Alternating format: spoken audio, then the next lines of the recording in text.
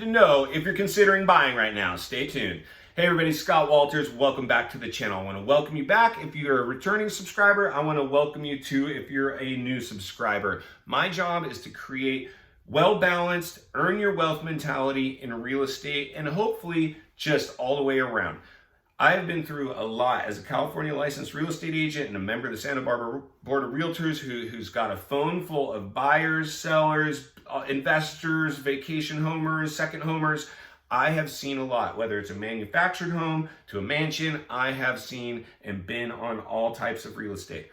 So one of the things that you might know if you've watched any of my videos, I believe we are in one of the biggest housing bubbles we have ever seen in the history of the world. Well, why do I say that? Well, you can't have property values within 1 year coming off one of the hugest worldwide events ever shoot up 25% in value. It's just never done that before.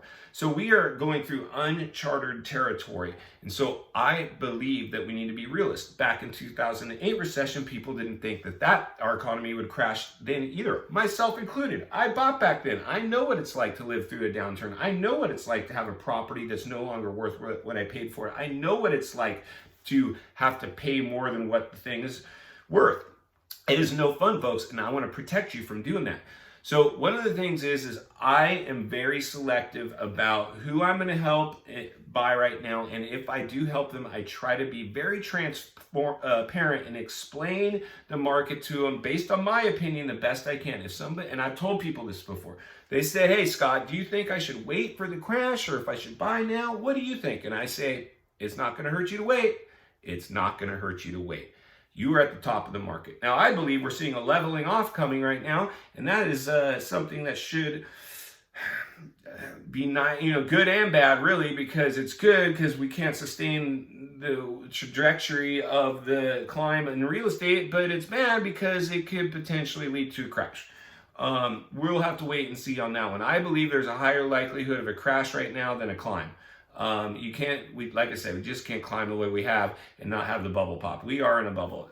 So just need to know that, folks. So now one of the things I'm going to tell you right now, if you're buying, if you're considering buying, and even if you buy after the crash, even if you're waiting for the crash to buy, your next buy should really look like this.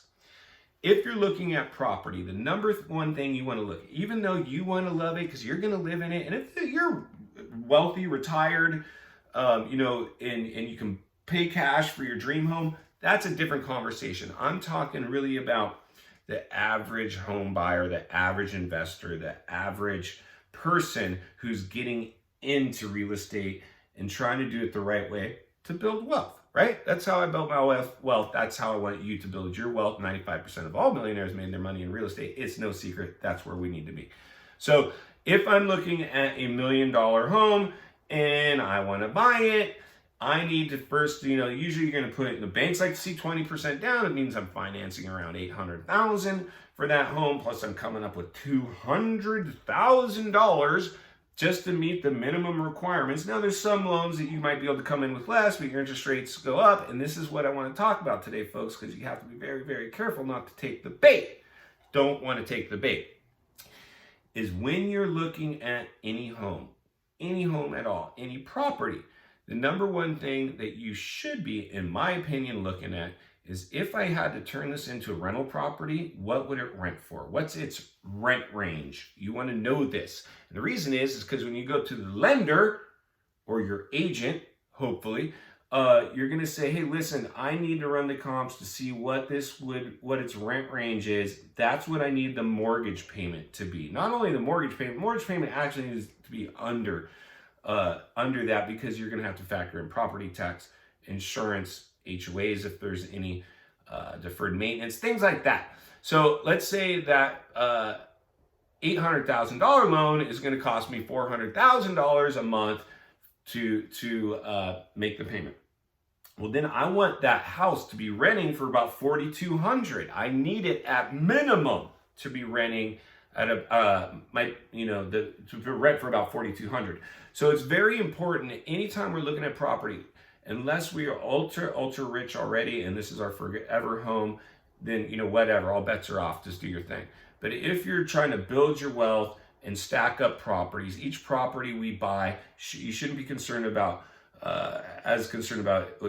owning your own home. You want to own other people's homes. So you want to buy your home, live in it for a little bit, maybe fix it up, and then get a renter into that thing, and then jump on your next property. So it's really important to lock in like a 30-year fixed at a killer rate, and then be able to run the comps to see what the rent range is and plan on turning that property into a rental.